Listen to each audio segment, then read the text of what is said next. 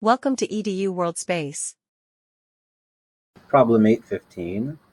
So we have a tennis player warming up before a match, bouncing a tennis ball vertically off of her racket. The ball has a mass of 57 grams, and it goes 5.5 meters in the air. And we want to find what is the impulse that had to have been imparted to this ball in order to get it to go that high. Now, whenever I see a problem that involves some sort of object moving up and down in the air, and you want to figure out something about it, the first thing I think of is using the conservation of energy. Because, the gravitational potential energy at the end point here, 5.5 meters in the air, is going to be equal to the kinetic energy right after the ball leaves the racket. But there's a slight issue here that, what does this have to do with momentum? How can we get momentum into this? Because, the impulse is all about momentum, or the forces, which is even worse because we have no idea what the forces are.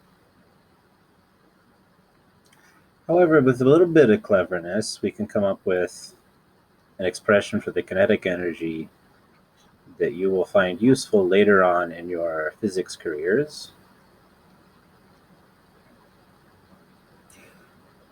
So if we multiply this by m over m, which is 1, so we can do that, we find that we get 2 m's on the top, and then 1 m on the bottom, along with the 2 from before.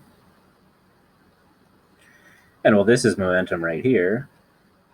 So the kinetic energy is equal to the momentum squared divided by 2 times the mass. So now we're in business. So we know that the final potential energy is mgh. And it's easy enough to find this. And we know that the kinetic energy is p squared over 2m.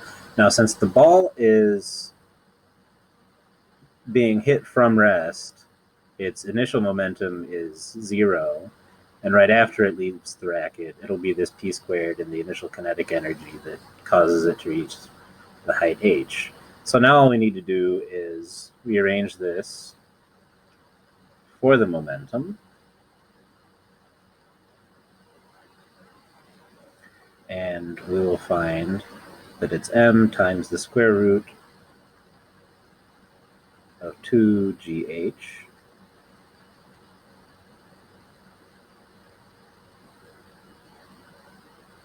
And the momentum at the beginning, recall, is the impulse, because it started with 0 momentum.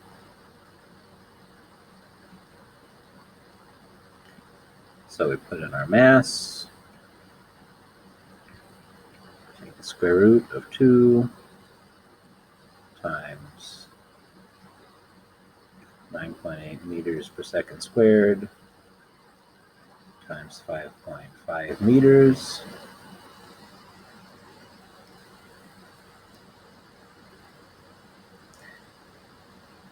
And putting all those numbers into however you like to do these things, it transpires that our impulse is 0.593 Newton seconds, which is also a kilogram meter per second,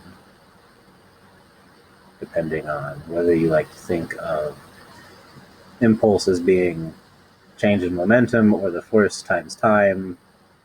This works out to be the same units. If you take this to base units and then reduce it, it all works out. And there we have it.